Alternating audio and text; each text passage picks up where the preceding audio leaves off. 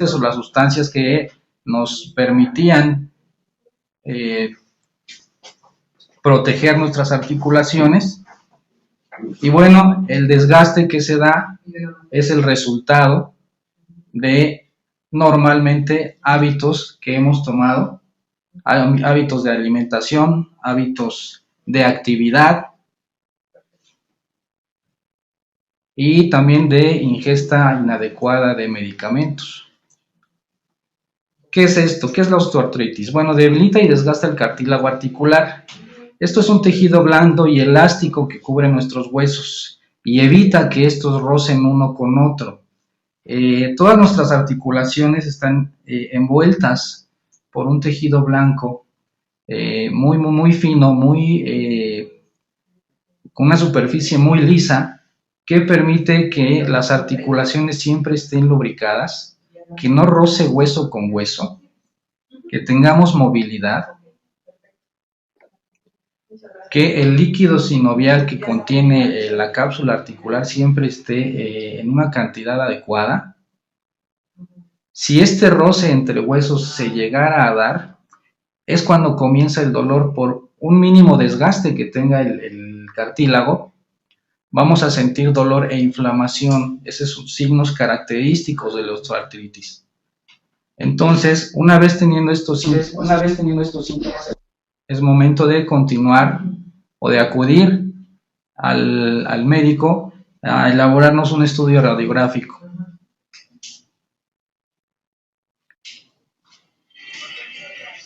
En casos más severos puede provocar el bloqueo de la articulación. ¿Qué quiere decir un bloqueo? Que esa articulación se queda atorada o trabada porque el cartílago desgastado ya no permite el libre deslizamiento de esta articulación. Esto provoca que una vez, por ejemplo, cuando tú te sientas y te quieres reincorporar, la rodilla ya no te responde. La rodilla se queda bloqueada o trabada y entonces tienes que realizar un movimiento brusco para desbloquearla y este movimiento genera dolor porque ya está rozando, por ejemplo, en este caso de rodilla, tu fémur con los platillos tibiales, con la tibia. Y obviamente la rótula, que es el hueso en forma de triángulo que está en la articulación de la rodilla, el hueso que tenemos enfrente, también está sufriendo desgaste en su cartílago. La rodilla es una de las articulaciones que más sufre con la osteoartritis porque es la que carga prácticamente todo nuestro peso corporal y es la de mayor movimiento. Toda vez que caminamos, corremos o nos movemos, la rodilla tiende a moverse también, si no, no podríamos ni siquiera desplazarnos. En los estados avanzados pueden formarse pequeños osteofitos o espolones en el hueso. Estos espolones se forman cuando el cartílago ya sufrió desgaste y está rozando hueso con hueso. Aquí en la imagen tenemos la figura de un espolón calcáneo, que es una forma de espina que se forma en el hueso, en el talón, y al pisar es como si esa espina se nos clavara y provoca un dolor muy intenso. Pero estos espolones también se pueden formar en la rodilla, se pueden formar en la muñeca, se pueden formar también en las falanges, en los dedos, y las más severas, los casos más graves y los que llamamos picos de loro también se forman en las vértebras, en la columna vertebral. Esto es riesgoso porque una formación de hueso en la columna vertebral puede provocar que esa formación de hueso extra pellizque, presione o roce las raíces nerviosas que salen de nuestra columna, de nuestros agujeros de conjunción, ya provocando no solo el dolor por el mismo padecimiento de la osteoartritis, sino a nivel neurológico puede provocar lo que conocemos como dolor neuropático, como hormigueos en las extremidades inferiores, hormigueos en la cara si el osteofito está a nivel cervical, a nivel del cuello, y también en la cadera, en la cabeza del fémur, también pueden formarse estos osteofitos, estas formaciones de hueso, y limitarnos en mucho la movilidad de la articulación. Los síntomas normalmente aparecen en mediana edad, pero estos tienden a incrementarse entre los 65 y los 70 años, ya cuando el hueso y su densidad han disminuido en gran medida, cuando empezamos a tener problemas o a tener signos y síntomas de osteopenia o de osteoporosis. En hombres es poco común después de los 55 años, es decir, si a esa edad en un hombre ya no se dio la osteoartritis, es difícil que se presente, pero en las mujeres, por el contrario, después de esta edad, suele incrementarse. ¿A qué se puede deber esto? Bueno, sabemos que después de la menopausia, el hueso del cuerpo de una mujer comienza a sufrir descalcificación o pérdida de calcio. Esta pérdida de calcio provoca que el cartílago y el hueso se desgaste, generando el dolor, la inflamación y por consiguiente la destrucción del cartílago y la destrucción también del hueso. En mujeres a esta edad suelen ser mucho más intensos los síntomas que en un hombre de la misma, por las cuestiones hormonales que acabamos de explicar. Los hombres, afortunadamente, para algunos, no hay este tipo de padecimientos, ya que la pérdida de calcio a lo largo de su vida es mínima, si no hay ningún otro padecimiento asociado a esto, como el cáncer, por ejemplo. ¿Cuáles son los factores de riesgo que tenemos para padecer osteoartritis? Bueno, hay un factor hereditario muy importante. Si en la familia, sobre todo en primera, segunda generación, hemos tenido, por ejemplo, padres o abuelos con enfermedad como la osteoartritis, es muy probable que los hijos o los nietos también puedan sufrir este padecimiento, aunque no es determinante. Un factor que sí puede ser determinante es el sobrepeso.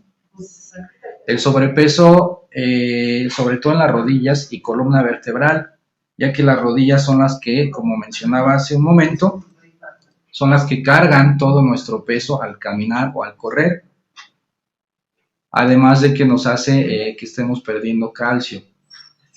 El sobrepeso también provoca que nuestra columna vertebral se curve o se desvíe, provocando también el roce entre cada una de las vértebras, y este roce provocar la formación de osteofitos que posteriormente van a traer problemas a nivel neurológico, a nivel radicular.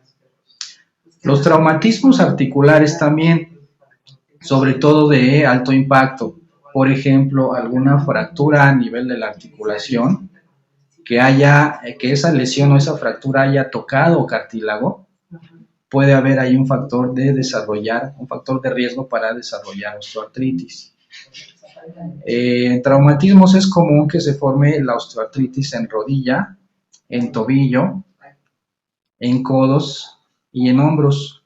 En hombres también, en la osteoartritis en hombros es muy común también en personas que realizan trabajos de alto impacto, por ejemplo, personas que realizan cargas, que trabajan en mercados, que tienen cargas pesadas de paquetes y de ese tipo de riesgos.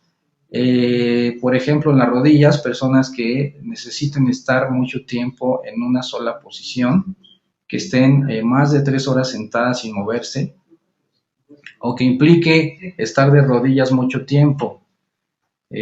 Por ejemplo, algunos trabajadores de la construcción podrían tener este riesgo en las rodillas y hombros también. En los dedos de las manos es poco común, pero sí se llega a dar, sobre todo en personas de actividad sedentaria que no se mueven, que están en una oficina y que los dedos de las manos pierden su movilidad y la lubricación del cartílago y el líquido sinovial. Así también los deportes de alto impacto, básquetbol, fútbol americano, atletismo son los de mayor riesgo, así como la imagen que tenemos aquí de Lionel Messi. Todos los futbolistas tienen el mismo riesgo de desarrollar osteoartritis, sobre todo,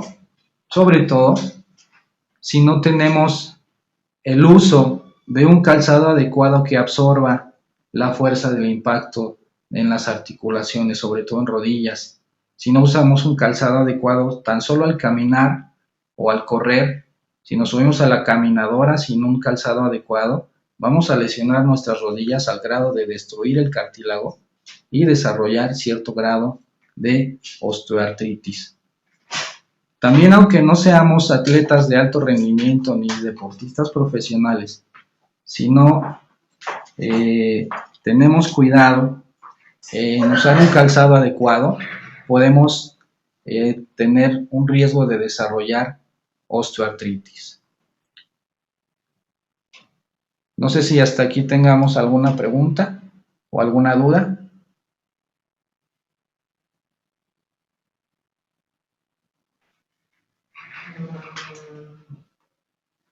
No. Ok, parece que no. Como les mencionaba, los deportistas, aunque no seamos profesionales o no seamos atletas de alto rendimiento, tenemos un serio mal hábito de no usar el calzado adecuado para correr, para caminar, y además lo hacemos sobre superficies duras, como concreto, como el asfalto en la calle. Si no cuidamos este tipo de situaciones, si vamos a desarrollar a la larga y en una edad muy temprana cierto grado de osteoartritis. ¿Cuáles son sus síntomas? ¿En qué nos debemos fijar cuando tenemos presunción de osteoartritis? Bueno, cuando hay dolor y rigidez articular que se agudizan después de haber hecho ejercicio, crepitación o rechinar de los huesos. Crepitación, es decir, cuando los huesos nos truenan, cuando nos levantamos y nos truenan las rodillas, cuando los hombros al moverlos, al hacer una circunducción o girar el brazo de atrás hacia adelante, sentimos que nos truena, que crepita o que rechina. Rigidez matutina, es decir, nos despertamos por la mañana con cierta rigidez, sobre todo en los dedos de la mano. No los podemos mover o nos limita este movimiento, mis dedos están duros, están rígidos. Esto dura aproximadamente 30 minutos y mejora con el movimiento cuando la articulación se ha calentado, ¿no? Decimos que ya tomó calor, que el líquido sinovial contenido dentro de la cápsula articular ha cumplido su función, que es esta precisamente, lubricarla, calentarla, para tener buena o una adecuada viscosidad en el mismo.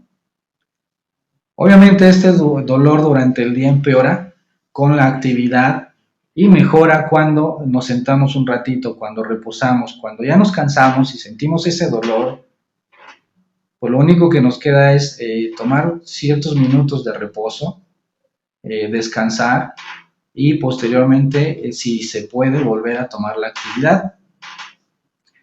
Este dolor puede llegar a ser tan intenso que lo despierta por las noches, sobre todo el dolor de las rodillas, cuando al movernos, al cambiar de posición durante el sueño, roza una rodilla con la otra. Entonces este roce de una rodilla con otra provoca un dolor bastante agudo, como si nos clavaran agujas en la rodilla. Y hoy obviamente suele despertar al paciente, quitándole horas de sueño y como consecuencia trayéndole otro tipo de problemas por no descansar, por tener problemas de insomnio o el dolor que no lo deja dormir. También puede haber pacientes que pasan sin ningún tipo de síntoma, es decir, pasan asintomáticos, no les duele, no está inflamado, no sentimos nosotros el calor en la articulación, el cambio de temperatura en la articulación. El paciente no refiere que le crepite o que le rechine, no dice que tenga rigidez, pero cuando por cualquier otra situación distinta a un diagnóstico presunto de osteoartritis, tenemos unos estudios de rayos X y nos damos cuenta que este paciente ya tiene cierto grado de desgaste. ¿Cómo podemos darnos cuenta en una radiografía simple del desgaste articular? Bueno, cuando los espacios articulares, es decir, el espacio entre hueso y hueso, se ve disminuido, se ve ya muy poco espacio en la articulación. Este espacio obviamente es referido por la pérdida o el desgaste del cartílago articular. Es decir, cuando ya no hay cartílago, los huesos se van a juntar y se van a rozar uno con otro. Esto puede llegar a empeorarse de una manera muy seria con un padecimiento que se llama espondilitis anquilosante. Es decir, la articulación se anquilosa, es decir, se solda un hueso con otro y esa articulación ya perdió toda movilidad y ya no hay retroceso. Es decir, los huesos ya se unieron, por ejemplo, el fémur se unió con la tibia, se soldó uno con otro porque ya no hubo cartílago y esa articulación ya no tiene función, ya no sirve.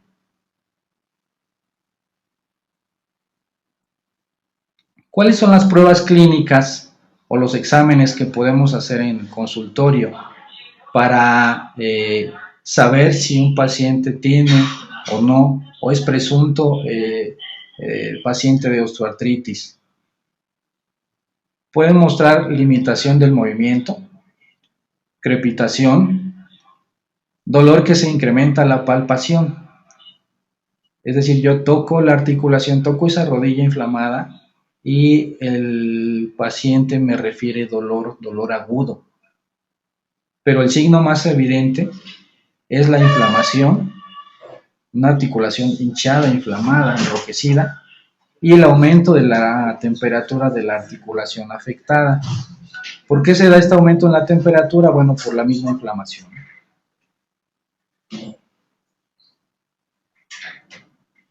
Si le pedimos que mueva sus hombros, mueva sus rodillas, y no hay respuesta a los rangos normales de movilidad, o estos son de verdad difíciles, podríamos presumir de un diagnóstico de osteoartritis.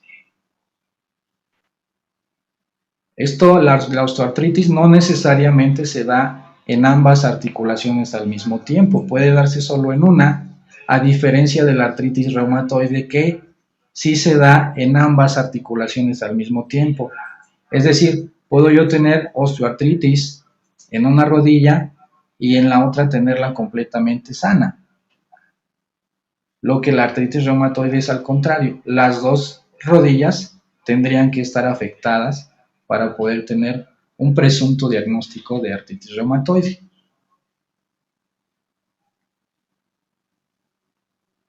¿Cuál es su tratamiento? Bueno, la osteoartritis no se cura, ya no hay vuelta atrás, es decir, el cartílago difícilmente puede regenerarse, aunque últimamente ha habido estudios no completados donde nos indican que con ciertos o con ciertas aplicaciones de algunas terapias puede haber regeneración de cartílago, pero esos estudios aún no son concluyentes. Aunque no se cura, sus síntomas sí se pueden controlar o atenuar a través de diferentes tipos de tratamientos. Los hay del tipo alópata, aunque sabemos que también existen muchas otras diversas alternativas para eficientar su control sintomático, es decir, para que los síntomas disminuyan en gran medida. En este tipo de tratamientos el abanico es muy amplio, ¿no? La medicina convencional y la medicina alópata ofrece muchas alternativas en cuanto a fármacos, en cuanto a medicinas que pueden quitar o disminuir el dolor. pero sabemos que la alopatía está enfocada más que nada al control o al tratamiento de los síntomas. Aquí, en la medicina ortomolecular, como ya lo hemos visto, tratamos de irnos, o no tratamos, siempre vamos hacia el origen del padecimiento. Y lo vamos a ver un poquito más adelante. Medicamentos alópatas. Analgésicos tópicos, es decir, locales, como pomadas. La capsaicina es uno de ellos que se administra de vía local, vía dérmica. O los hay también sistémicos, como el acetaminofén o propoxifeno en casos severos, acetaminofén o paracetamol en algunas marcas. ¿Hay alguna duda hasta aquí? ¿Preguntas?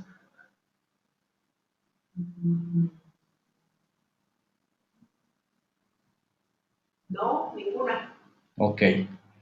Los AINES o los antiinflamatorios no esteroideos, a dosis moderadas, vigilando sus efectos colaterales conocidos. ¿Cuáles son sus efectos colaterales conocidos? Bueno, sabemos que todos los antiinflamatorios tienen una repercusión a nivel digestivo, a nivel de mi intestino y mi estómago. Todos a la larga o al mediano plazo van a terminar afectando mi mucosa gástrica, provocando una inflamación, es decir, una gastritis, o una colitis o un síndrome de colon irritable, y en casos severos pueden presentarse también úlceras. Aunque el paracetamol no afecta tanto al sistema digestivo, el paracetamol en dosis altas sí afecta al hígado. Los corticosteroides no están indicados en vía oral, es decir, la cortisona, la hidrocortisona, la dexametasona, son desinflamatorios de tipo esteroideo, pero estos no están indicados como terapia oral. Estos tendrían que ocasionalmente usarse por vía intraarticular, es decir, inyectar directamente en la articulación afectada algún derivado de la cortisona, lo que aumenta el riesgo de infección en la rodilla o en la articulación que estemos tratando. ¿Por qué hay riesgo de infección? Porque la inyección va mucho más profunda, va directamente dentro de la cápsula articular, y si no hay condiciones de asepsia adecuadas, hay un riesgo muy alto de infección, sobre todo también en pacientes de edad avanzada. ¿Por qué? Pues porque ya su sistema inmunológico no está bien, está un tanto deprimido y son susceptibles a cualquier agente patógeno externo si no tenemos la adecuada asepsia. La viscocomplementación con ácido hialurónico intraarticular. Esto se ha demostrado, el ácido hialurónico es una sustancia que naturalmente también está dentro de nuestro cuerpo. Lo hemos visto en tratamientos de belleza, pero ahora también se está administrando vía intraarticular, es decir, como lo hemos mencionado, a través de la inyección directa al ácido hialurónico en la articulación, solo que este tiene una desventaja, es sumamente caro. Estaríamos hablando que una sola inyección que al paciente le puede dar el efecto entre 3 y 4 meses, estaría alrededor de los 5 a 7 mil pesos. Hablando ya en dólares, para que me entiendan un poquito en otros países, entre 500 y 600 dólares por 4 meses de efecto, consideramos que no es, está en un nivel casi prohibitivo, ¿no?, para muchas personas. Y en investigación están los inhibidores de la metaloproteinasa, agentes biológicos inhibidores de citocinas. Las citocinas son precursores inflamatorios. Está también el trasplante de cartílago en pacientes jóvenes con lesiones en ausencia de cambios óseos. Es decir, el trasplante de cartílago solo se va a dar, cuando el paciente no ha tenido ningún cambio en su estructura ósea.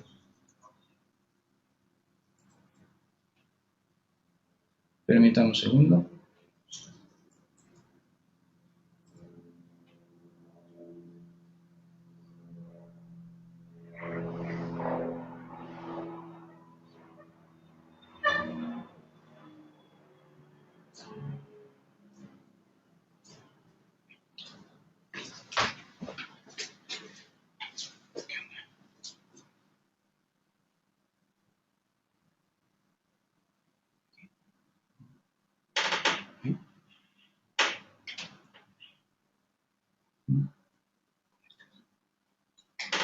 Ok, ya estamos de regreso. Estábamos en el trasplante de cartílago. Les decía que solo en pacientes jóvenes con ausencia en cambios en la estructura ósea, es decir, que no tengan formación de osteofitos o de espolones, que no haya desgaste ya del tejido óseo y que no esté comprometido, por ejemplo, en mujeres, la densidad ósea, como podría ser una osteopenia o una osteoporosis.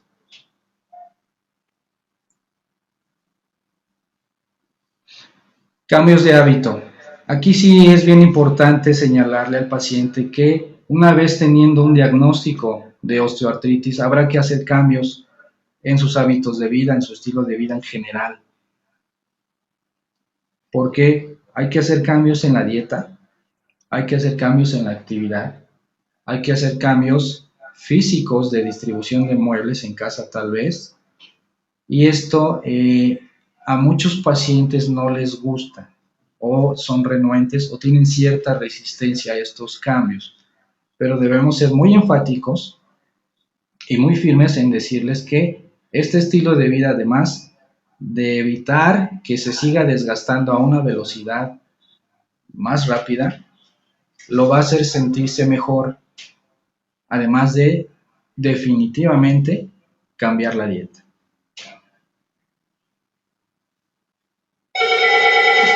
Obviamente la alimentación balanceada y saludable, normalmente restringimos el consumo, la ingesta de carne roja, reposo y cuidar no aumentar de peso y en su caso comentar con un programa de reducción del mismo.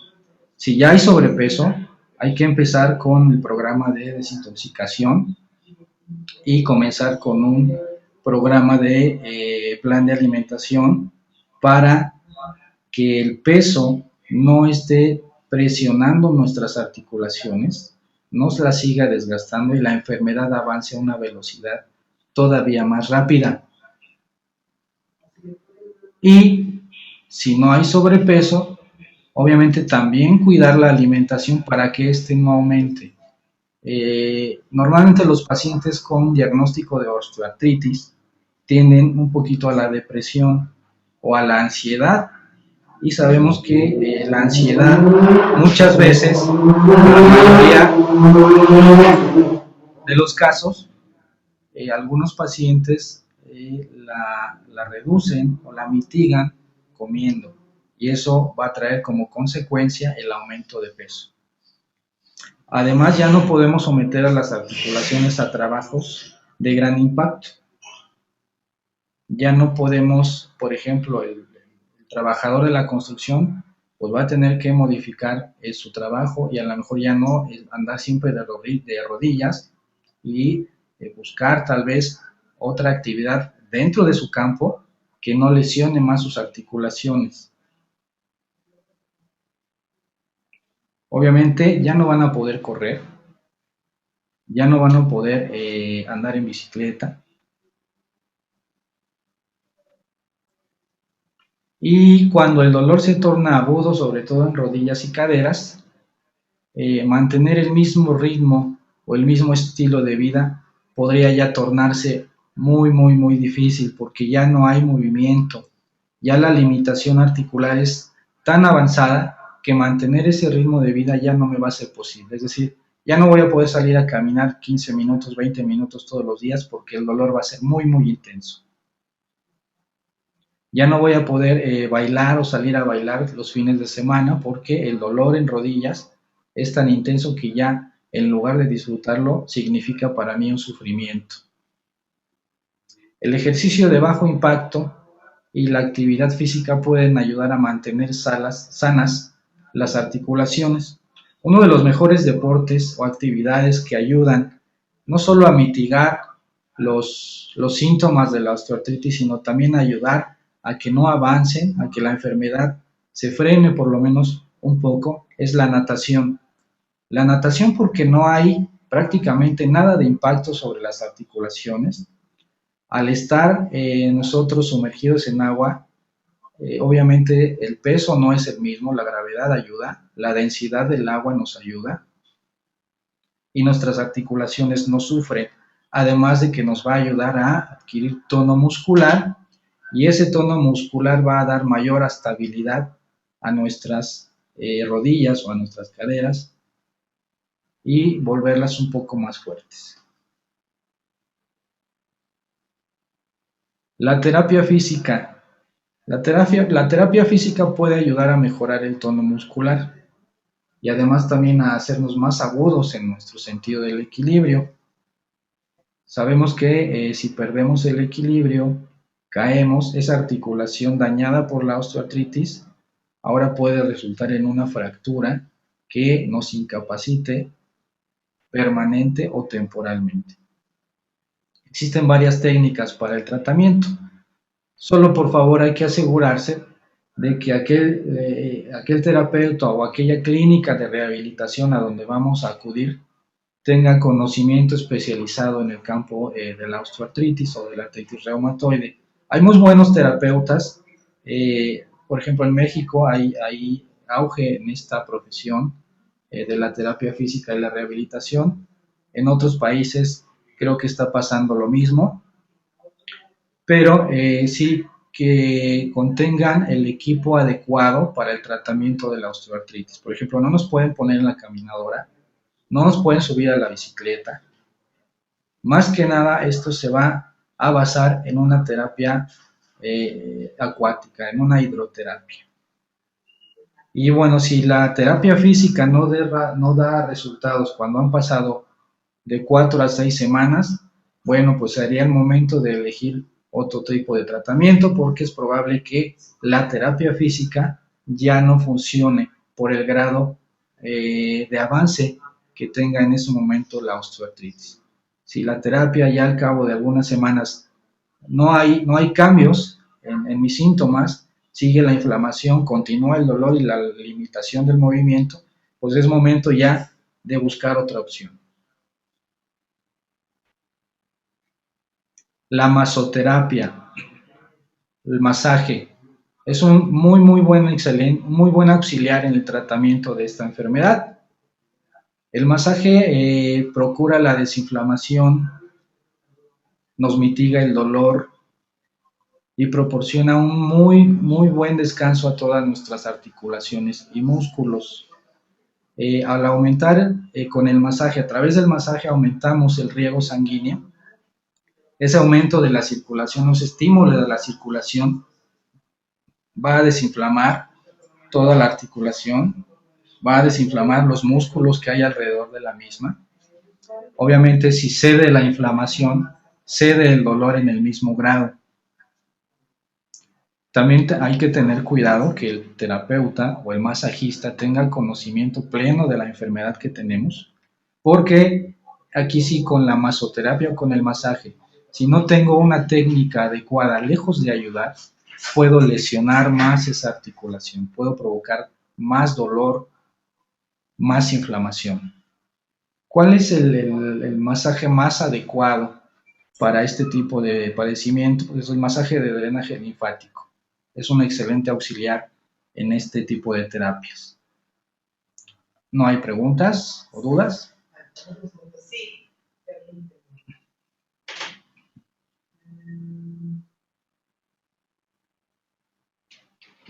Gerardo Arciniega. Gerardo Arciniega. Dice, yo tengo espondilitis anquilosante. ¿Me podrías decir si tienen algún lugar para terapia física o sugerir algún tipo de rutina de ejercicio? Bueno, aquí sería importante, Gerardo, saber en qué área del cuerpo tienes espondilitis anquilosante.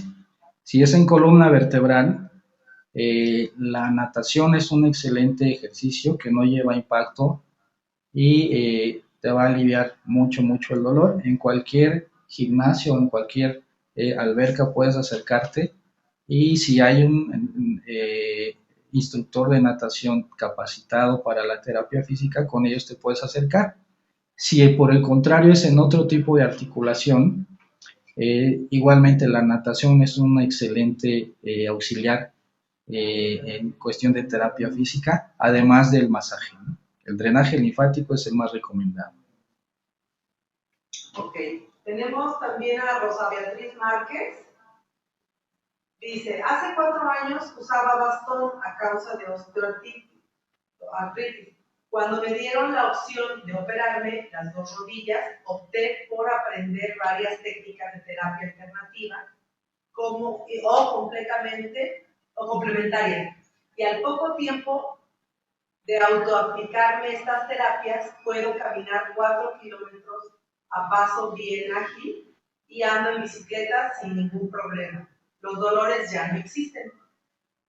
No, bueno, pues muchas felicidades, Rosario, que optaste después de una cirugía cuidar tu cuerpo y aprender además estas terapias alternativas que de verdad son una excelente opción para los pacientes que no tienen ningún tipo de efecto secundario. Y bueno, qué bueno que ahora te dedicas a esto. No sé de qué país nos estás hablando, si es de México, bueno, pues adelante con ello. En México este padecimiento es muy, muy común, sobre todo en edad avanzada, a partir de los 60 años. Y bueno, pues hay mucho campo de acción y a darle con ello. Muchas felicidades y qué bueno que hoy en día ya no tienes dolor y puedes hacer tus actividades sin ningún problema. Sí. Nada Ella más. misma dice que también ha tenido una alimentación vegana y su peso hasta se redujo. Ah, claro, como les mencionábamos hace un rato, hay que hacer un total cambio de hábitos, un total cambio en la alimentación, porque la alimentación también es un factor de riesgo importante. Qué bueno, te felicito. Gerardo Arciniega dice que es en la columna vertebral. Ok, Gerardo, si es en columna vertebral, el masaje es un excelente auxiliar para aliviarte el dolor y acércate a la natación. Y pregunta también que si la temperatura del agua importa, que si el agua tiene que ser fría o... Mira, para natación la temperatura del agua no puede ir más allá de tu temperatura corporal.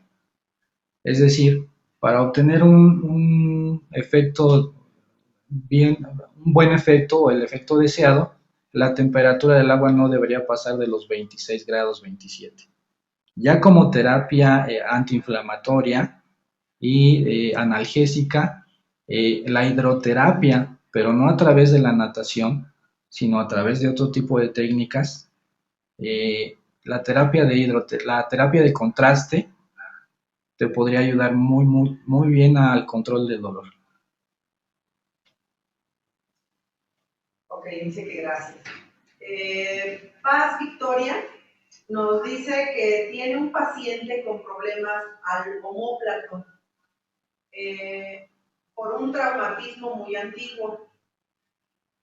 El dolor persiste y al mover el brazo se manifiesta nuevamente. Ok, bueno, ¿Qué masajes o qué medicamentos puede usar? Bueno, en cuestión de masaje, cualquier técnica es buena. El que más se recomienda es el drenaje linfático. ¿Y qué tipo de terapias? Ahorita un poquito más adelante vamos a mencionar algunas más de las que ya hemos visto. Y bueno, el hombro es una articulación muy, muy difícil de tratar, sobre todo porque es la que más movilidad tiene en el cuerpo. Es una de las más inestables. Entonces, lo ideal sería poner al paciente en un cabestrillo y que no pudiera mover el hombro durante un par de semanas y ya después empezar la terapia de rehabilitación. Ok. Pregunta nuevamente Gerardo Arciniega que si caminar es bueno. Siempre y cuando tengas el calzado adecuado y la superficie por la cual camines sea una superficie blanda. Podríamos hablar de tierra o podríamos hablar de césped o pasto.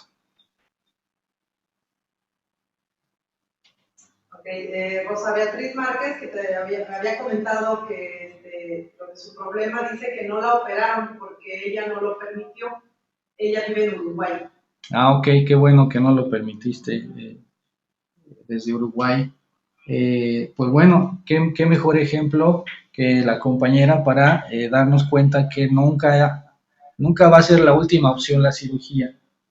Siempre hay opciones antes de llegar al quirófano, antes de que el cirujano nos diga que ya no hay más que hacer, más que un reemplazo articular. Qué bueno que no te operaste y con mayor razón felicidades y adelante con tus tratamientos. Serían todas. Gracias. Continuamos. Y bueno, la cirugía. ¿Qué tipos de cirugías hay? El reemplazo total o parcial de la articulación. Se reemplaza parte o toda la articulación con prótesis, ya sea de titanio o de acero quirúrgico, para retirar todo ese tejido que está dañado, evitar que los huesos rocen uno con otro, pero todos sabemos que el tener una prótesis o un cuerpo extraño dentro de nuestro organismo conlleva el riesgo de rechazo. Además, con una prótesis metálica, en los cambios de temperatura ambiental, es decir, cuando hace frío sobre todo, el dolor es intenso. Una osteotomía o el cambio de la alineación de los huesos. Normalmente se oye muy bonito, se oye un tecnicismo bastante rebuscado, pero no es más que luxar la articulación para que ya no siga rozando. ¿Qué conlleva esto? Bueno, pérdida de la función. Una artrodesis o una fusión ósea, sobre todo en columna vertebral, Gerardo. Si te han comentado alguna vez este tipo de cirugía, se fusiona una vértebra con otra y bueno, ahí ya no hay roce. Si ya no hay roce, ya no hay dolor, pero igualmente se pierde movilidad. La otra es la artroscopía o el raspado del cartílago articular. Esto es muy común en rodillas. Los futbolistas o los deportistas de alto rendimiento se someten muy comúnmente a este tipo de cirugía. ¿Por qué? Porque es muy rápida, se hace mediante cámaras con 3 incisiones muy pequeñas y la recuperación es muy rápida, pero lo que están haciendo es raspar el cartílago articular, es decir, retirar el desgaste del cartílago, retirar la parte rugosa del cartílago que ya se formó, y obviamente si raspan, están todavía desgastando más ese cartílago, y a final de cuentas, si siguen bajo ese tratamiento, lo que va a requerir después es un reemplazo de la articulación. Tratamientos alternativos. Pues hay bastantes, uno de ellos es la acupuntura. La acupuntura ayuda a quitar la inflamación y aliviar el dolor, y además de equilibrar la energía que está provocando que esta articulación se inflame. La herbolaria, con resultados favorables, pero lentos y a largo plazo. Hay que consumir cantidades fuertes de hierbas para tener un muy buen resultado. Y la administración de glucosamina y sulfato de condroitín con muy buenos resultados, comparado con las demás terapias a un costo muy bajo, además sin las consecuencias o los efectos secundarios de todos los demás tratamientos, ¿no? A diferencia de la acupuntura y la herbolaria, que tampoco tienen efectos secundarios, pero todos los demás tratamientos que hemos visto sí los tienen. Ya vimos que los antiinflamatorios no esteroideos van directamente a dañar la mucosa gástrica y el paracetamol está dañando el hígado. Los corticosteroides o los derivados de la cortisona, bueno, todos sabemos que la cortisona es de tipo hormonal y va a traer más efectos secundarios, y estos efectos todavía van a durar más tiempo que cualquiera de los otros que mencionamos. La cortisona normalmente tardamos en eliminarla del cuerpo de 30 días hasta un año puede pasar. Las cirugías, pues ya hemos mencionado sus efectos adversos, sus efectos secundarios, además del costo, ¿no? Una prótesis de rodilla estará alrededor de los 300,000, 400,000 pesos, alrededor de los 30,000 o 50,000 dólares.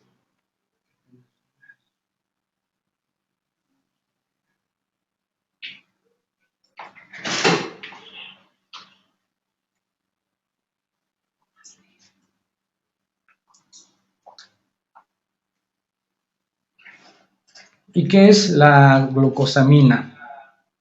Bueno, es un condroprotector y un antievolutivo de la artrosis.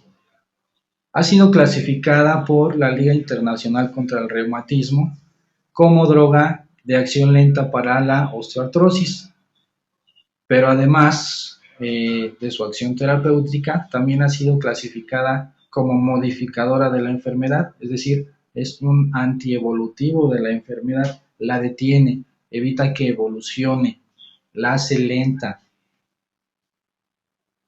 Por lo consiguiente,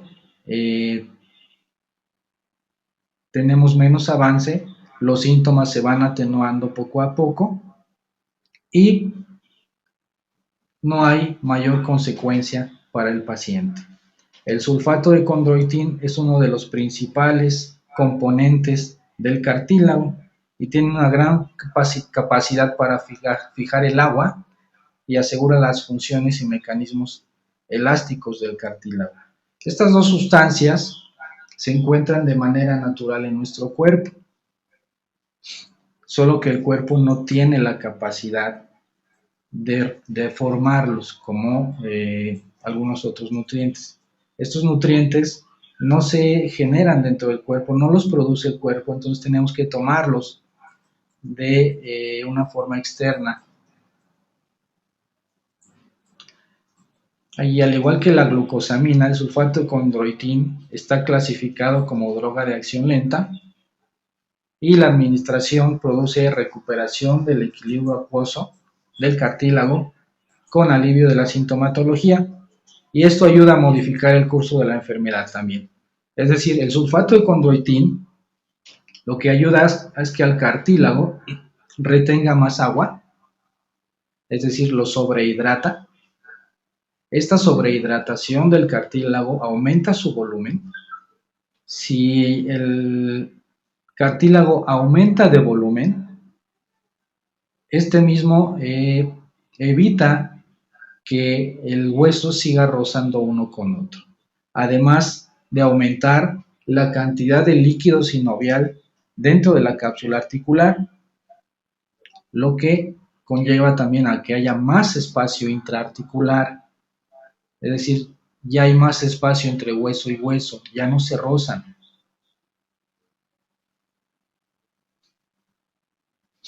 Bueno, ¿y qué es la glucosamina? Sus principales funciones, bueno, estimulan la síntesis de los componentes del cartílago y del tejido conectivo. ¿Cuáles son los componentes del cartílago? Entonces, el cartílago está formado por condrocitos. Sus componentes principales son las fibras de colágeno, la cantidad adecuada de ácido hialurónico y agua. El tejido conectivo, bueno, es el tejido que compone o el material que compone a nuestros tendones, a nuestros ligamentos. Además, el tamaño molecular tan pequeño que le permite a la glucosamina ser transportada hasta el cartílago para estimular la síntesis de GAGs o de glucosaminoglicanos. Son precursores de la formación de ácido hialurónico. Además de que favorece la incorporación de azufre en el cartílago. El azufre es un compuesto, un químico, un nutriente que ayuda a que el cartílago no siga perdiendo sus propiedades, que no se deshidrate y que mantenga su densidad y su composición. La glucosamina regenera articulaciones. Una articulación no solo está formada por cartílago, sino también por tendones, ligamentos, músculos y la cápsula articular que envuelve a nuestros huesos, a las uniones de nuestros huesos. Esa cápsula articular contiene o retiene al líquido sinovial, a los ligamentos. Los ligamentos son los tejidos que unen hueso con hueso, y a los tendones. Los tendones son los que conectan al músculo con el hueso y permiten el movimiento. Si no hubiera tendones, no habría movimiento en nuestro sistema o en nuestro cuerpo. Repara tendones y ligamentos en el tratamiento de esguinces. Son muy comunes las esguinces de tobillo o las torceduras de tobillo, de rodilla, de codo y del cuello, sobre todo en accidentes automovilísticos. Esto es muy común cuando hay un impacto desde atrás. Se da lo que se llama el latigazo cervical y este latigazo provoca una esguince o una lesión en el ligamento amarillo, que es el que nos da estabilidad a nuestras vértebras cervicales. Ese ligamento se inflama y provoca un dolor que limita en gran medida la función y el movimiento de nuestro cuello, de nuestra cabeza. Va a provocar dolor en el cuello, va a provocar dolor de cabeza y es sumamente molesto porque no hay posición que nos ayude a mitigar ese dolor, y con la glucosamina podemos ayudar a que ese dolor y esa inflamación vayan cediendo con el paso de las horas. ¿No hay dudas hasta aquí? Solo Rosario González pregunta que ¿en qué dosis? ¿En qué dosis? Ahorita vamos a ver las dosis ortomoleculares, Rosario. Sería todo. ¿Qué más hace la glucosamina? Bueno, mantiene un óptimo nivel de líquido sinovial, mantiene y repara tejido de ojos, fíjense bien, no solo en las articulaciones, sino también el tejido de nuestros ojos, de la piel, uñas y el tejido mucoso del tracto digestivo, del tracto urinario, respiratorio. Es decir, si tomamos glucosamina, vamos a tener ojos menos irritados, menos susceptibles a la contaminación. Nuestra piel se va a liberar de la oxidación, ¿sí? Va a liberarse de radicales libres. Las niñas van a tener sus uñas bien bonitas para que las puedan arreglar. Y obviamente la mucosa del tracto digestivo, si está mejorando y reparada, si se repara, pues vamos a tener una adecuada absorción de nutrientes y una adecuada eliminación de toxinas. Y tenemos también bien limpia la casa para que nuestra flora bacteriana se mantenga en un estado óptimo. El tracto urinario, bueno, ya no habrá incontinencia, ya no habrá irritación de vías urinarias, ya no habrá infección de vías urinarias. Por lo consiguiente, bueno, aliviar tal vez la retención de líquidos o la deshidratación. Y del tracto respiratorio, bueno, va a haber una adecuada eliminación de cuerpos extraños a través del aire que respiramos. Las mucosas del tracto respiratorio se encargan de expulsar todos aquellos contaminantes que introducimos a nuestro cuerpo a través de la respiración. ¿Cómo lo hace? Bueno, genera flema, genera moco, este moco sale a través de esos vellos que contienen todo nuestro tracto respiratorio, sobre todo la tráquea, y la eliminamos a través de la tos, de la expectoración. Y si nuestra mucosa respiratoria es sana, bueno, pues difícilmente los contaminantes van a ingresar a nuestros pulmones, y si ya no hay contaminantes en nuestro tracto pulmonar, pues ya no hay enfermedad. Y bueno, reduce el dolor y la inflamación articular, en gran medida. ¿En qué casos nos ayuda la glucosamina? Bueno, en el aparato musculoesquelético nos ayuda en osteoartritis, en la artrosis, artritis reumatoide, tendinitis, que es la inflamación de los tendones, y las esguinces. Las esguinces es el trauma o la lesión en los ligamentos que unen un hueso con otro. En el aparato circulatorio, bueno, nos ayuda en la insuficiencia venosa. Ya vimos que tiene repercusiones a nivel de tejidos. ¿Por qué? Porque nos está ayudando a mantener las fibras de colágeno en su lugar, y el colágeno está presente en todos nuestros tejidos. Entonces, si hay una vena o si hay una arteria elástica que no esté dura, bueno, nos va a ayudar a combatir las varices, las hemorroides.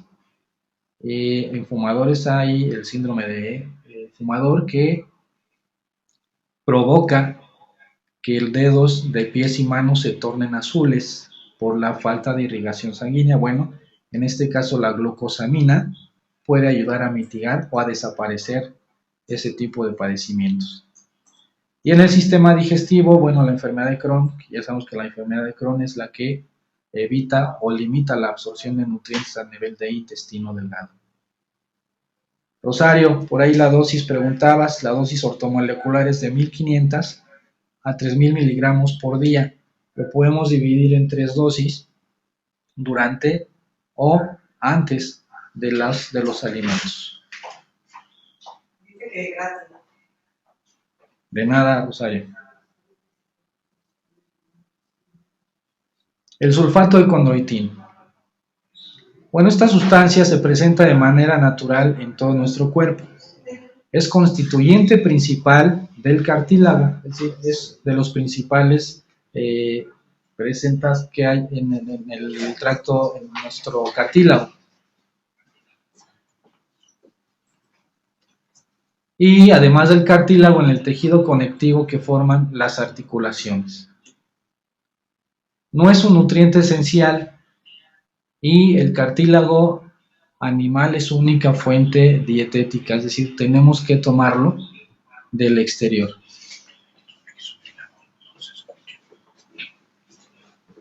Es un nutriente esencial que debemos tomar de otras fuentes, es decir, el cuerpo no lo produce. Entonces, ¿quiénes son los únicos que tienen cartílago? Bueno, los animales, y es necesario tomarlos de ellos para ingerirlos y que nos ayuden a mejorar nuestra salud. ¿Cuáles son las principales funciones del sulfato de condroitín? Bueno, inhibe la elastasa del leucocito. La elastasa es una enzima inflamatoria que contribuye a la degradación del cartílago. Si hay presencia de elastasa, esta va a mitigar, esta va a degradar la superficie cartilaginosa. Estimula la síntesis de proteoglicanos, colágeno y ácido hialurónico. Ya mencionamos que estas sustancias están presentes en el tejido del cartílago. Entonces, estimula su producción, por lo tanto hay mayor densidad de nuestro cartílago. Inhibe la aterogénesis y la trombogénesis. Aterogénesis es la formación de ateromas o engrosamiento de las arterias, y la trombogénesis es la formación de trombos o de coágulos en nuestro sistema circulatorio. El condroitín puede ayudar en los siguientes padecimientos: en órganos y sistemas. En nuestro sistema óseo ayuda también en la osteoartritis, en la artrosis. En los ojos nos ayuda a combatir la queratoconjuntivitis. En la piel combate la psoriasis. En nuestro sistema circulatorio nos ayuda en caso de enfermedad arterial coronaria.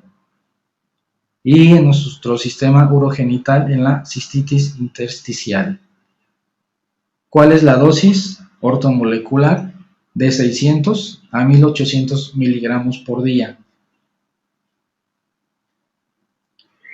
Ya vimos que la glucosamina combinada con el sulfato de condroitín no solo ayuda al sistema óseo o a nuestras articulaciones, nos puede ayudar también en la piel, nos puede ayudar también a nivel arterial, limpiando nuestras arterias, mejorando la flexibilidad de nuestros vasos sanguíneos.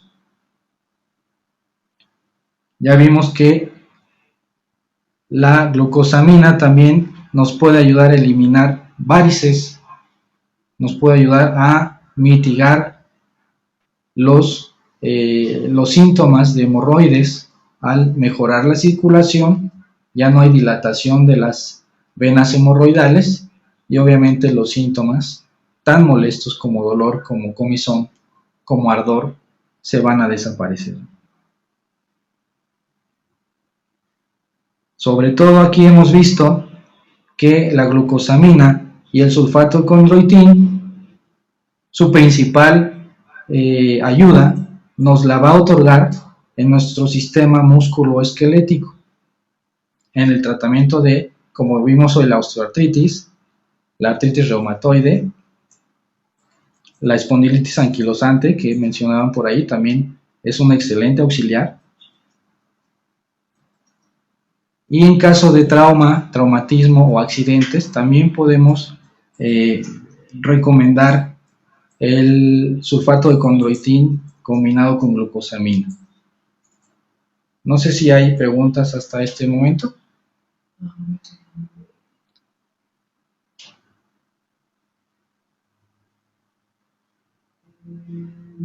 Dice Rosario González, en una cistitis con leucocitos eritrocitos de 8000, ¿qué sería la dosis? La misma dosis, puedes empezar con 1500, irlo subiendo hasta llegar a los 2500 aproximadamente de glucosamina, con la misma dosis de condroitín. Normalmente estos dos compuestos vienen juntos en un solo medicamento, en un solo frasco. Entonces no hay problema porque en el lugar donde ustedes se encuentren no lo van a encontrar por separado, siempre vienen juntos porque son complementarios uno de otro. Entonces, ¿cuál es la dosis? Podemos, a manera de checar el gramaje de cada unidad, podemos empezar con 2 tabletas de glucosamina con sulfato de condroitín por cada comida.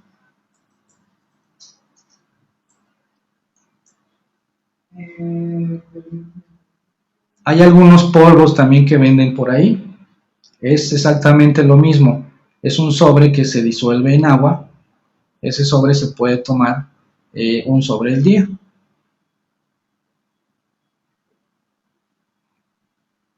Ok, gracias. Ese sería todo. Ok, Isaac, ¿tienes algo que agregar?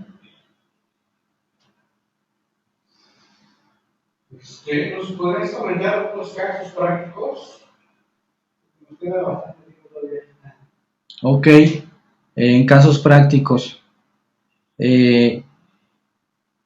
Podemos comentar que en la experiencia que yo tengo, hemos tratado pacientes con enfermedad de osteoartritis y siempre es bueno ayudarse o auxiliarse de los tipos de terapias que vimos aquí. En lo personal, yo no prescribo medicamentos alópatas. Yo todo me baso en la quiropráctica, en el masaje y en la acupuntura, teniendo muy buenos resultados. Podemos también preparar algunos tratamientos a base de barro y arcilla. El barro y arcilla van a ayudar a mitigar la inflamación de la articulación. Obvio, si hay disminución de la inflamación, el dolor va a disminuir en la misma medida. Se prepara un cataplasma de barro con un poco de agua purificada. Este cataplasma se aplica directo a la articulación. Se deja ahí hasta que seque el barro, se retira y esto provoca mucho alivio en el dolor de la articulación. Va a ceder la inflamación, ya va a haber mejora en el movimiento y sus rangos de movilidad van a aumentar, sus ángulos de movilidad van a verse aumentados o mejorados. También la que mencionaba hace un momento, la terapia de contraste. En caso de artrosis o osteoartritis en rodillas, podemos utilizar el contraste o el pediluvio de contraste, que no es más que sumergir los pies hasta las rodillas o hasta media pantorrilla en agua caliente, bañar con esta agua de rodillas hacia abajo e inmediatamente después sumergir los pies en agua helada, en agua con hielo, igual bañar de rodillas hacia abajo. Se oye un poco agresivo, pero realmente esto proporciona mucho descanso a las piernas, mucho descanso a la articulación afectada o irritada. Esto lo hacemos 3 veces cada contraste, es decir, 3 veces en calor, 3 veces en frío. Inmediatamente después envolvemos los pies en un cobertor, en una frazada, para que retomen su temperatura corporal. Y ustedes van a ver la mejora, ¿no? del dolor, es decir, el dolor va a disminuir en gran medida, hasta un 50% o más.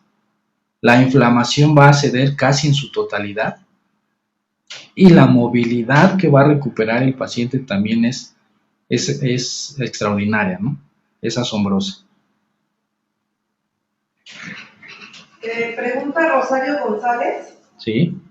Y cuando se ha perdido la rótula casi en su totalidad. Cuando ya se ha perdido la rótula en su totalidad o casi en su totalidad, pues ahí no hay más que un reemplazo a través de una prótesis.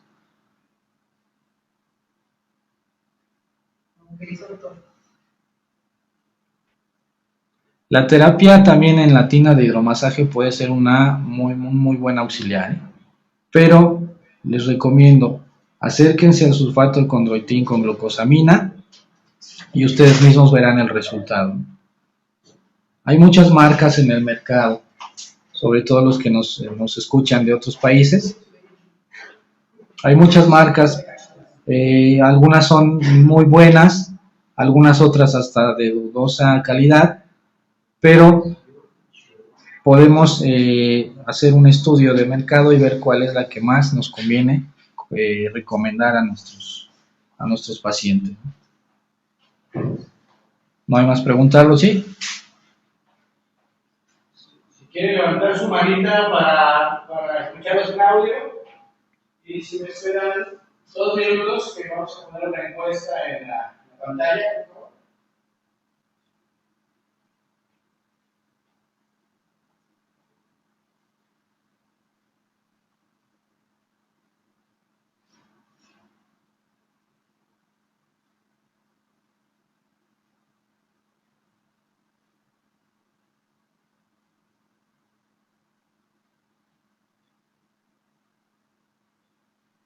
Nos pregunta Gladys Segura.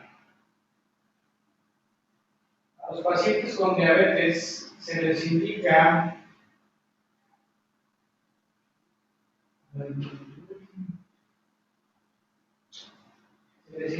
que de manera especial la glucosamina. Sí, anteriormente había dudas en cuanto a la administración de glucosamina, por ser un azúcar, a pacientes diabéticos, pero los últimos estudios han dejado ver que no hay ningún riesgo, su riesgo es mínimo en cuanto a pacientes diabéticos. Es decir, podemos recomendarlo y administrarlo a pacientes diabéticos sin ningún problema.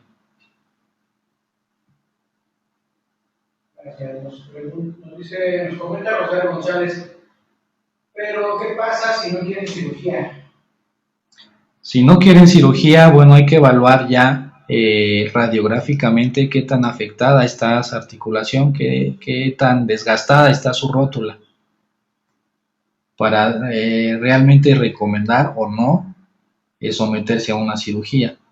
Obviamente, si el paciente no quiere cirugía, pues no hay poder que lo obligue. Aquí es qué tipo o qué calidad de vida va a tener si no se somete a esa cirugía. Gracias. Parece que ya no hay más dudas. La encuesta apenas ha votado el 38%, ojalá pudieran votar más personas. Y no sé, ¿quieres agregar algo más, Jorge? ¿Algún caso práctico más? ¿O ya terminamos aquí? Pues mira, nada más comentarles que la osteoartritis es una enfermedad realmente crónico-degenerativa que va mermando la calidad de vida de la gente, que va limitando su movilidad. Obviamente, si hay limitación de las actividades cotidianas, pues va a haber una tendencia hacia la depresión. Si hay depresión, se vienen muchos otros padecimientos. Obviamente se tiende al sobrepeso, entonces hay que cuidar que nuestros pacientes no caigan en ese cuadro, darles ánimos y sí mencionarles que el tratamiento de la osteoartritis no termina, que ya es un tratamiento de por vida que hay que llevar para que su calidad de vida mejore o por lo menos se mantenga en condiciones óptimas, que se puedan mover, porque hay pacientes que en un año o menos pueden acabar en silla de ruedas o en un reemplazo articular, o en casos severos, sin mencionar que en casos severos puede haber infección del tejido óseo, infección del hueso, y llegar hasta la amputación del miembro. Entonces, es importante identificar la osteoartritis, es importante recomendar su tratamiento. Siempre hemos visto personas de edad avanzada apoyándose ya en aparatos, en bastones, en andaderas, porque ya sus rodillas ya no dan para más, ya no pueden sostenerlos. Y obviamente el estar en una silla de ruedas sin poderte mover, pues va mermando poco a poco tus ánimos de vivir. Entonces es importante que tratemos este tipo de pacientes, que les demos ánimo sobre todo, que el tratamiento puede tornarse en algún momento o aparentemente lento para ellos. Sí explicarles que es un tratamiento de largo plazo, que el consumo de glucosamina y condroitin prácticamente es de por vida. Entonces, sobre este tenor hay que ir siempre por nuestras consultas, ¿no? Con la atención a nuestros pacientes. Listo, Jorge, pues muchísimas gracias por tu participación y el próximo jueves tenemos otro tema, todavía no lo definimos. Si tienen alguna propuesta, pues mándenla por correo, por chat, por Facebook. Y muchísimas gracias por participar. Muchas gracias, buenas tardes a todos.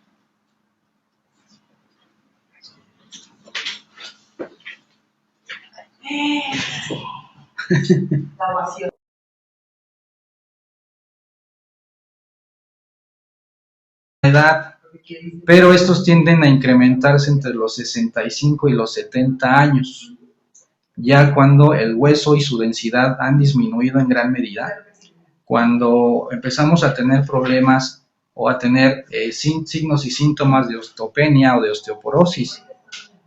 En hombres es poco común después de los 55 años, es decir, si a esa edad en un hombre ya no se dio la osteoartritis, es difícil que se presente, pero en las mujeres, por el contrario, después de esta edad, suele incrementarse. ¿A qué se puede deber esto? Bueno, sabemos que después de la menopausia, el hueso del cuerpo de una mujer comienza a sufrir descalcificación o pérdida de calcio. Esta pérdida de calcio provoca que el cartílago y el hueso se desgaste, generando el dolor, la inflamación y por consiguiente la destrucción del cartílago y la destrucción también del hueso. En mujeres a esta edad suelen ser mucho más intensos los síntomas que en un hombre de la misma, por las cuestiones hormonales que acabamos de explicar.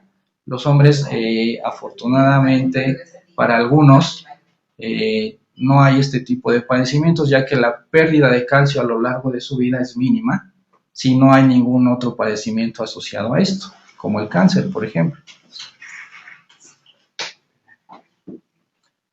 ¿Cuáles son los factores de riesgo que tenemos para padecer osteoartritis? Bueno, hay un factor hereditario muy importante. Si en la familia, sobre todo en primera, segunda generación, hemos tenido, por ejemplo, padres o abuelos con enfermedad como la osteoartritis, es muy probable que los hijos o los nietos también puedan sufrir este padecimiento, aunque no es determinante. Un factor que sí puede ser determinante es el sobrepeso. El sobrepeso, sobre todo en las rodillas y columna vertebral, ya que las rodillas son las que, como mencionaba hace un momento, son las que cargan todo nuestro peso al caminar o al correr, además de que nos hace que estemos perdiendo calcio. El sobrepeso también provoca que nuestra columna vertebral se curve o se desvíe, provocando también el roce de osteoartritis. También, aunque no seamos atletas de alto rendimiento ni deportistas profesionales, si no tenemos cuidado en usar un calzado adecuado, podemos tener un riesgo de desarrollar osteoartritis. No sé si hasta aquí tengamos alguna pregunta o alguna duda.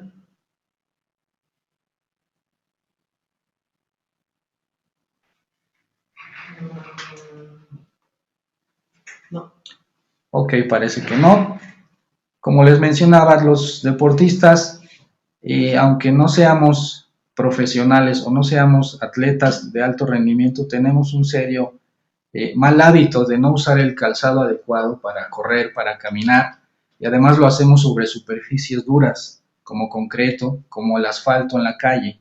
Si no cuidamos este tipo de situaciones, si vamos a desarrollar a la larga y en una edad muy temprana cierto grado de osteoartritis. ¿Cuáles son sus síntomas? ¿En qué nos debemos fijar cuando tenemos presunción de osteoartritis? Bueno, cuando hay dolor y rigidez articular que se agudizan después de haber hecho ejercicio,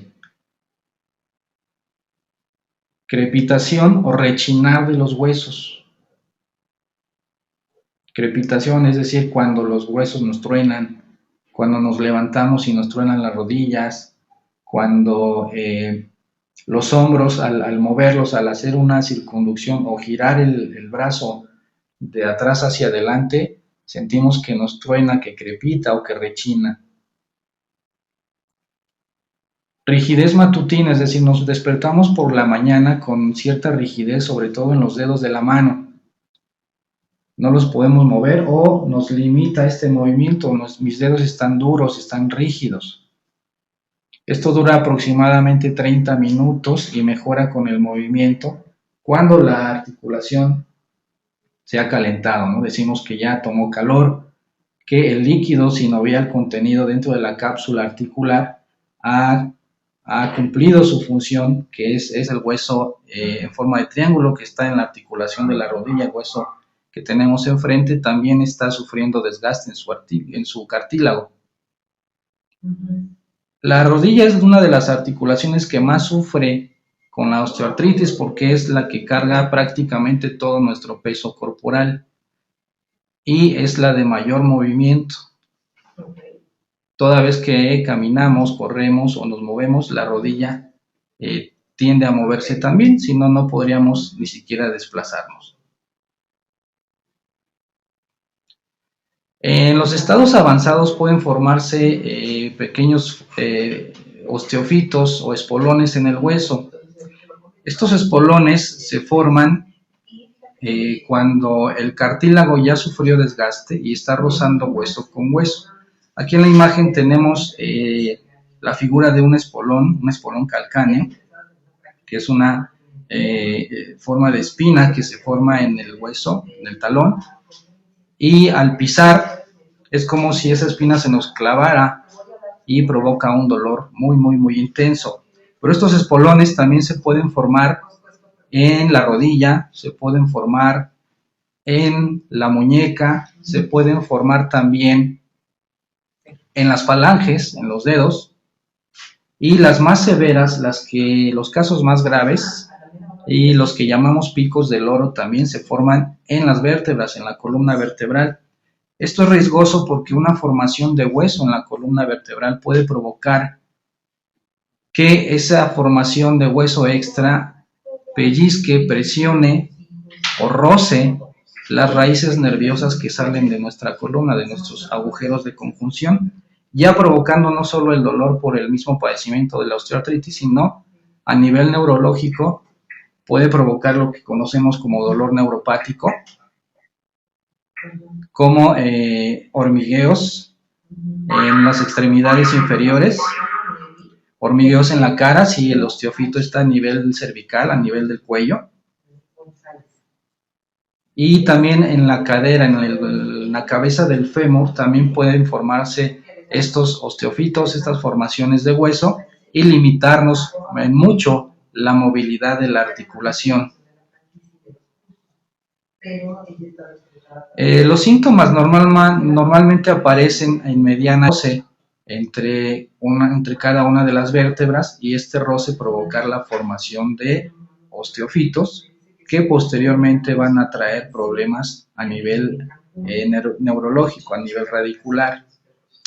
Los traumatismos articulares también, sobre todo de alto impacto, por ejemplo, alguna fractura a nivel de la articulación, que esa lesión o esa fractura haya tocado cartílago, puede haber ahí un factor de riesgo para desarrollar osteoartritis.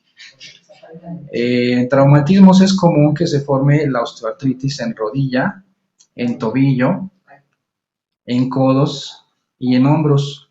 En hombres también, en la osteoartritis en hombros es muy común también en personas que realizan trabajos de alto impacto. Por ejemplo, personas que realizan cargas, que trabajan en mercados, que tienen cargas pesadas de paquetes y de ese tipo de riesgos. Por ejemplo, en las rodillas, personas que necesiten estar mucho tiempo en una sola posición, que estén más de 3 horas sentadas sin moverse, o que implique estar de rodillas mucho tiempo. Por ejemplo, algunos trabajadores de la construcción podrían tener este riesgo en las rodillas y hombros también. En los dedos de las manos es poco común, pero sí se llega a dar, sobre todo en personas de actividad sedentaria que no se mueven, que están en una oficina y que los dedos de las manos pierden su movilidad y la lubricación del cartílago y el líquido sinovial. Así también los deportes de alto impacto, básquetbol, fútbol americano, atletismo son los de mayor riesgo, así como la imagen que tenemos aquí de Lionel Messi. Todos los futbolistas tienen el mismo riesgo de desarrollar osteoartritis, sobre todo, si no tenemos el uso de un calzado adecuado que absorba la fuerza del impacto en las articulaciones, sobre todo en rodillas.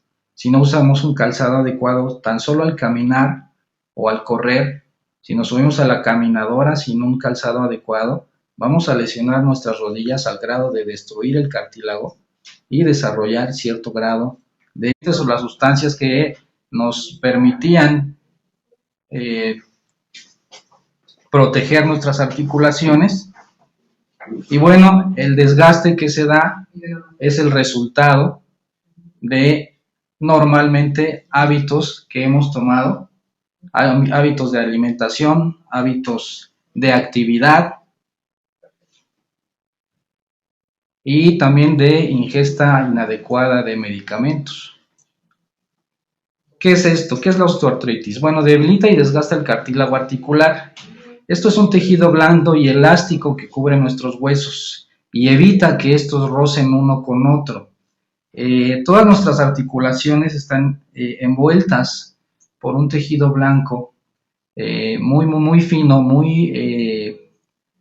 con una superficie muy lisa que permite que las articulaciones siempre estén lubricadas, que no roce hueso con hueso, que tengamos movilidad, que el líquido sinovial que contiene la cápsula articular siempre esté en una cantidad adecuada. Si este roce entre huesos se llegara a dar, es cuando comienza el dolor por un mínimo desgaste que tenga el cartílago. Vamos a sentir dolor e inflamación, esos son signos característicos de la osteoartritis. Entonces, una vez teniendo estos síntomas, es momento de continuar o de acudir al médico a elaborarnos un estudio radiográfico.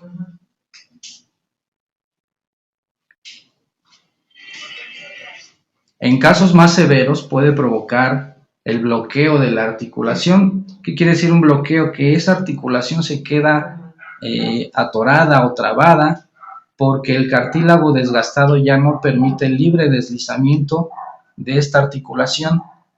Esto provoca que una vez, por ejemplo, cuando tú te sientas y te quieres reincorporar, la rodilla ya no te responde.